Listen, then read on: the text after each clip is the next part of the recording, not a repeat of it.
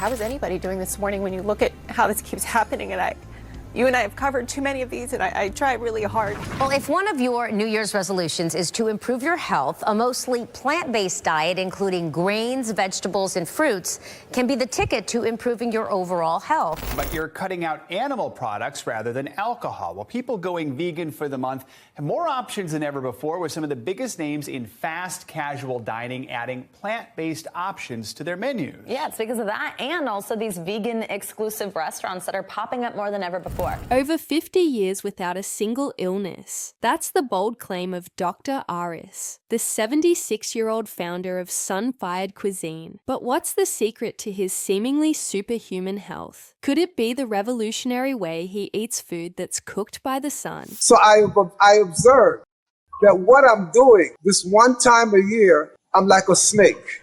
Yeah. Shedding old skin, shedding old cells. So by the time I'm finished, I could see the renewed cells. I could see, say just been a couple of months ago, I could see my veins. I could see the energy pumping.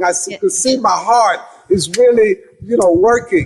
My lungs are really working. The pump of the lungs are working really nice. I could see my circulation. I could see the blood coming back upstream and things of this nature.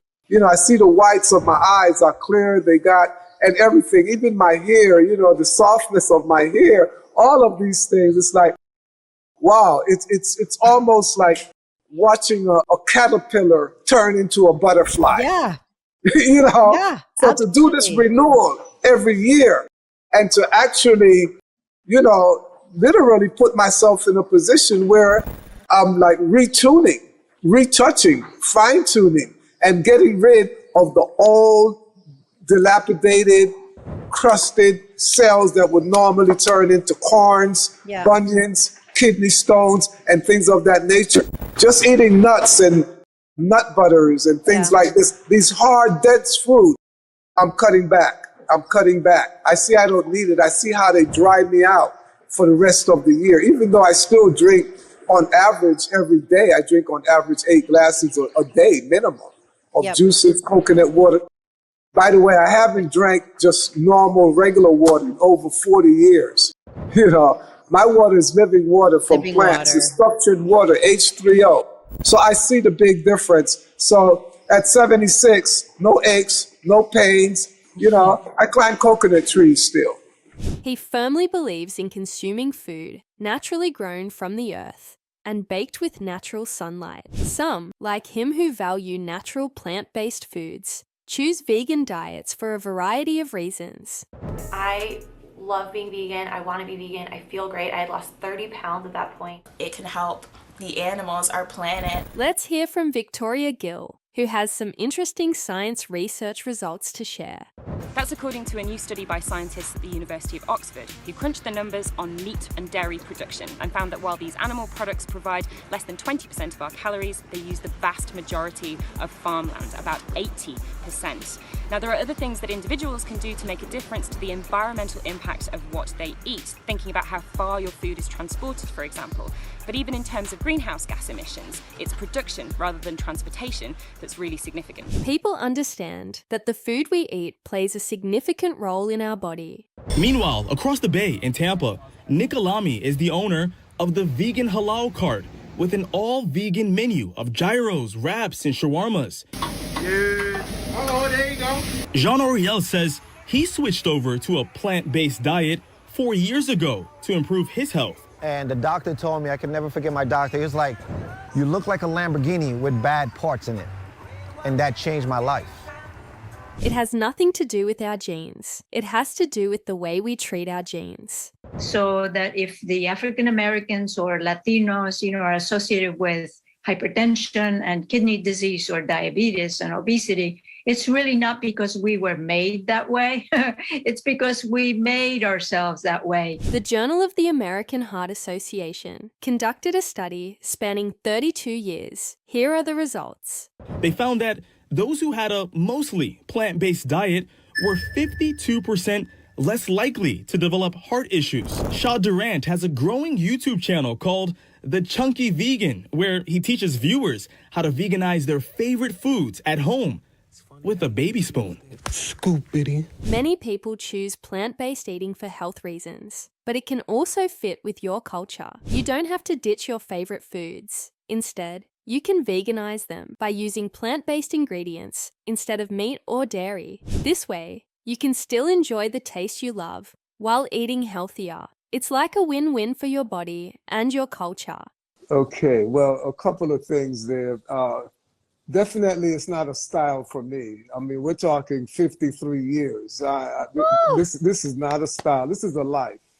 This is my life, you know.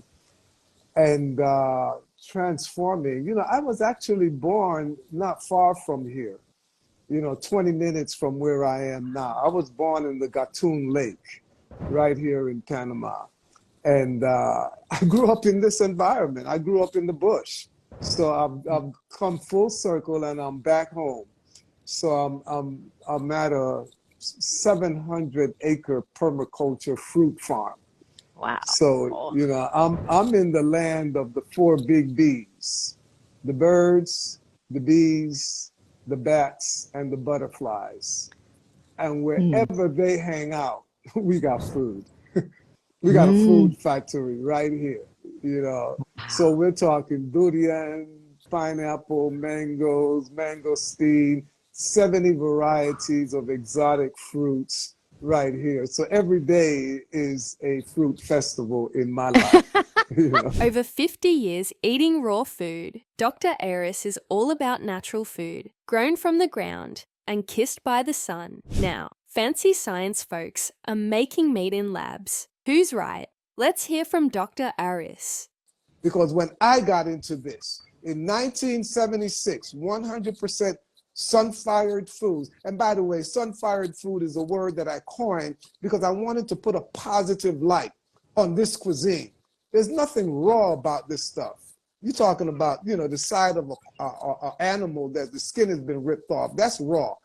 This is not raw food. It's perfectly cooked by the sun. You know when that banana is ready because the birds come home to feast, you know, and it's all cooked by the sun. So back then it was about raw food, living food. And I'm like, no, raw food, there's nothing raw. This is cooked. Living food, no, but raw food, I'm you know, in Brooklyn, they had like raw bars. I went, you know, I saw like raw bar, and I went down to the raw bar. They're selling clams. I'm like, what a disappointment. I cannot call what I eat raw food. Come on, wake up. And then living food, you go to some place, they got lobster bouncing in a cage and trying to put that on my plate about living food. Come on now. So living food, it didn't quite cut it. You know, and the other terminology was unfired foods. And I said, oh, there's nothing on about this. Why should we use the negative to express such a positive creation? So I added an S to unfired. I put the S back on my chest. Sun-fired foods. Want to ditch the pills and heal naturally? Listen to Dr. Bobby Price. This ex-pharmacist turned farmer author travels the world sharing his secrets to wellness. He uses plant-based foods, herbs, and natural practices to help people heal their minds, bodies, and spirits. And so all of our fruit are seeded, usually important, because the very definition of a fruit is the presence of a seed. So when you're eating seedless watermelon, seedless grapes. Lab-grown food might be the next big thing on your plate. Back in 2013, scientists unveiled the first lab-grown hamburger. While it cost a whopping $325,000, it showed the potential for creating meat in a whole new way. Fast forward to today, and these futuristic foods could soon be the affordable reality at your favorite restaurants. Scientists in the United Kingdom are producing meat grown in the laboratory by growing animal cells on blades of grass in a step towards cultured meat. Many consider this type of meat to be a sustainable and ethical solution to the demands of the meat industry. By 2050, worldwide meat consumption is predicted to increase by 73%, according to a 2011 United Nations report. Scientists are brewing up the future of food, growing meat and other ingredients in controlled environments. Take Perfect Day, for example. This company uses precision fermentation to create real milk protein without needing a single cow. Their first product was a dairy-free cream cheese that tastes just like the real thing, minus the moo. Could lab-grown foods like this be the next big revolution in our kitchens? Plant-based protein options. This is something that tastes like meat. So if you like eating meat but you don't want to eat traditional meat, then this is an option for you. According to the tissue engineering experts at the University of Bath, grass provided a perfect scaffold for the meat cells to latch on and grow. What we are doing is designing a process. The central part of that process is the bioreactor. We need to replicate the conditions found in the cow or the chicken that allows muscle to grow. So that's partly the material that it's grown on, but also the nutrient solution that's fed to it and the general environment that it's grown in, and that's the bioreactor, and that's our area of expertise, and that is how we are looking to address this scale-up challenge. The scientists say lab-grown meat products such as burgers and meatballs could be on supermarket shelves in the next 5 years. Absolutely. This is The idea of cultured meat is yet to be accepted by many people. The future of seafood might not involve the ocean at all. Companies like Blue Nalu are using innovative techniques to cultivate real fish meat in labs. We feed the cells the same thing you and I would eat, except in a much more simplified form. So if we're eating, say, meat or protein or starches in like a potato, we just break those down to its components. Amino acids in the case of protein, sugars in the case of starches, vitamins, minerals, those sorts of things. You take cells which are living, and as long as they're fed, kept warm, and given a place to grow without competition from bacteria, they'll continue to grow using their genetic programming. And they will produce the same thing that's in an animal, and then you can eat it. This way, you can grow the meat without needing to grow the rest of the animal. No bones, no skin, no nervous system. Diners across the US are lining up for a taste of the future. Lab-grown chicken. Following approval from the USDA, a handful of innovative California companies have begun serving this futuristic protein in restaurants nationwide. But what does this mean for your everyday plate? While grocery store availability might be a few years off, a fascinating debate is simmering over how this new meat is labeled and sold. Some states, influenced by traditional meat producers, are already tightening regulations around what qualifies as meat on a label. Processing meat, such as through curing, smoking, salting, or chemical preservation, results in the formation of carcinogenic chemicals called NOC and PAH. A study was done showing how eating 50 grams of processed meat a day increased the risk of colorectal cancer by 18%.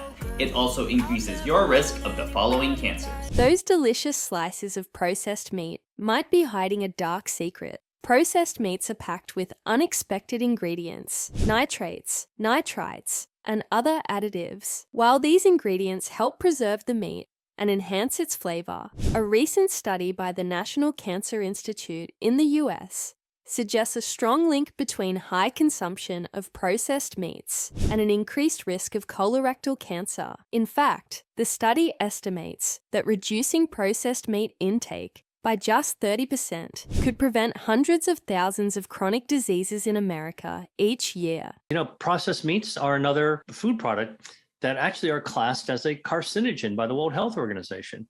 Now, what kind of processed meats are we talking about? The air-cured salami from Sardinia, that have been made in the same way for thousands of years that people eat sparing amounts of, as part of a more well-balanced Mediterranean traditional meal. A recent study by the American Institute for Cancer Research, AICR, raises a red flag. They found a strong link between high consumption of processed meats and an increased risk of colorectal cancer. The AICR even classifies processed meats as a probable carcinogen, mirroring the World Health Organization's Group 1 classification. Don't be fooled by claims like vegan, gluten-free, or sugar-free. Artificial sweeteners are a popular choice for those seeking to cut calories and manage weight. However, their health effects remain a topic of debate. While some countries have restricted certain artificial sweeteners due to safety concerns. Research in the US presents a more nuanced picture. A 2021 review published in the Journal of the American College of Nutrition, for example, found limited evidence that artificial sweeteners directly cause weight gain. However, the same review highlights the possibility that these sweeteners might disrupt gut bacteria, potentially impacting our metabolism and weight regulation in ways we don't fully understand. There was a study that was published in Nature that showed that artificial sweeteners, but a particular artificial sweetener, which was saccharin, can disrupt the gut microbiome in ways that is detrimental to a number of different health markers, increasing inflammatory cytokines and all the other bad things that happen when the gut microbiome is thrown off kilter. There's monk fruits. To my knowledge, and please correct me if anyone knows of any studies, to my knowledge, the negative effects of artificial sweeteners on the gut microbiome were restricted to saccharin. Now, there is enough chemical similarity between saccharin and some of the other ones that I mentioned, but not all of them. Fruit juice often gets a bad rap,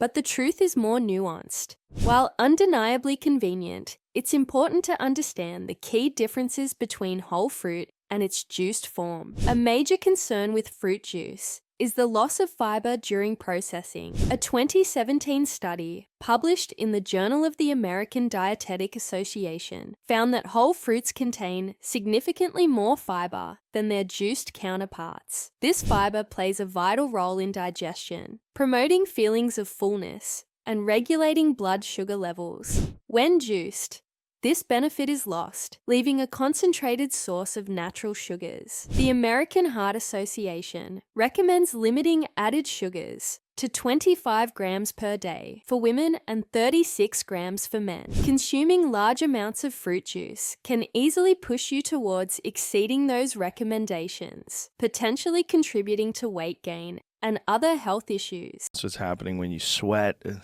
You get in the sauna, you're releasing the toxins. Like when you're sweating, your body's regulating your heat temperature. Yeah, that's what's going on. You know what clears your toxins? Your fucking liver. Yeah. That's what that thing's for. Yeah, liver, kidneys. Yeah, we got a pretty good detox system for Yeah. sure. You don't need all the smoothie, juice fast detoxes. The other thing is with the smoothie thing is, my God, you're getting so much sugar, and you're getting it in a weird form. Yeah. If you're eating fruit smoothies, you're getting sugar in a very unnatural form. Fruit juices, we used to think that fruit juices are really good for you. Most doctors would agree that fruit juices are very high in sugar. Yeah. And to get it in that sort of liquid dose where it just goes right into your fucking bloodstream and your liver, that's a lot of sugar, man. Sports drinks are a common sight on athletic fields, marketed as the ultimate solution for sweat-induced dehydration. These brightly colored beverages boast a blend of electrolytes and sugars, intended to replenish what's lost during intense exercise. However, for the average exerciser, the reality of sports drinks is more nuanced. Interestingly, theanine is now being introduced to a lot of energy drinks in order to take away the jitters that are associated with drinking too much caffeine or with some other things that are in the energy drinks. Energy drinks can be problematic. They can contain a lot of L-taurine. I'll just tell you an anecdote. When I was a postdoc, I was drinking a lot of a particular energy drink, has a lot of taurine in it. And actually the whites of my eyes, the sclera as it's called in my eyes, turned beet red. And I went to a friend who's an ophthalmologist. I said, look, I'm not a marijuana smoker. I haven't been hit on the head. I don't know what's going on. And he looked and he said, I think you've got some microvascular damage. And we walked through what I was taking and doing. And he said, oh, it's probably the taurine. Excessive levels of taurine can create some microvascular damage. So if you're having the microvascular damage in your eye, you probably have microvascular damage deeper in your skull. So I stopped. Alarmingly high blood pressure numbers plague the United States. According to the Centers for Disease Control and Prevention, CDC, nearly half, a staggering 47% of adults, over 122 million people, have hypertension. This makes it a leading public health concern. Left untreated, hypertension significantly increases the risk of serious health problems. The National Institutes of Health, NIH, highlights hypertension as a major risk factor for stroke, the leading cause of disability in the US, with nearly 800,000 strokes occurring each year, according to the CDC. It's also a major risk factor for heart attack, the #1 cause of death for both men and women in the US. Kidney disease is another serious consequence, affecting an estimated 15% of adults in the US based on CDC data, and high blood pressure can damage the kidneys, leading to chronic issues. Research suggests a strong link between diet and chronic diseases like heart disease and certain cancers. A 2017 study published in the Journal of the American Heart Association found that a diet high in processed meats, sugary drinks, and refined carbohydrates was linked to a higher risk of heart disease compared to a diet rich in fruits, vegetables, and whole grains. While some dietary changes might be beneficial, it's important to consult with a doctor or registered dietitian before making drastic modifications. They can create a personalized plan that promotes overall health and well-being. The diet that I follow is a plant-based diet. I eat a high-fiber diet. I eat generous proteins. I have legumes. In fact, some days I have them every meal. That's my 2 main meals.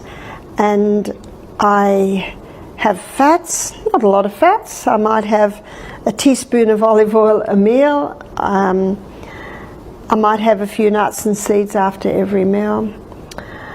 I have a fruit meal and I have a vegetable meal. So my fruit meal is usually breakfast, where I might have 2 or 3 pieces of fruit, usually the sourdough spelt toast with a little olive oil and avocado and either red lentils or brown lentils or black-eyed beans or scrambled organic tofu. Incorporating these natural, unprocessed gifts into our diets not only promotes a healthier lifestyle, but also serves as a protective shield against numerous illnesses. It's important to be cautious of deceptive health claims or hidden risks lurking beneath seemingly healthy choices. When you go to the market now, it'll say plant-based, but I read labels. When I turn it on the back and look at the label, I'm like, half of that ain't plants. How can this be plant-based? The trickery that they put in the system now, how they doubled up food and convinced us that we're eating healthy, but we're not eating healthy, and we don't understand that the damage that we're doing to our bodies. So many symptoms, like we pacify them. I got a headache, headache is normal. But you don't have a Excedrin deficiency. You got a problem. Like, that's your body telling you something is wrong. Many commercially processed foods often disguise themselves as nutritious options, but may not truly benefit our health. It requires discernment and determination to select natural, wholesome foods that truly nourish our well-being. What do you think about all of this? Let me know in the comments below.